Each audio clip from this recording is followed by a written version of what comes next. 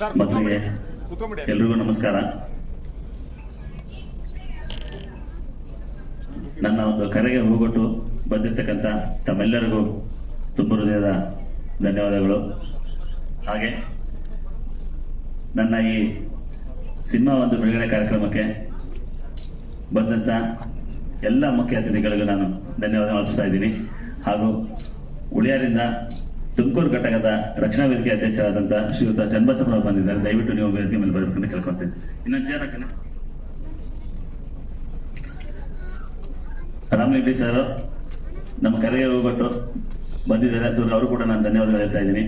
ಹಾಗೂ ನಮ್ಮ ಸಾರಗೋವಿಂದ್ ಸರ್ ಬಂದಿದ್ದಾರೆ, ಅವರು ಕೂಡ ನಾನು ತುಂಬ ಧನ್ಯವಾದಗಳನ್ನು ಹೇಳ್ತಾ ಇದ್ದೀನಿ.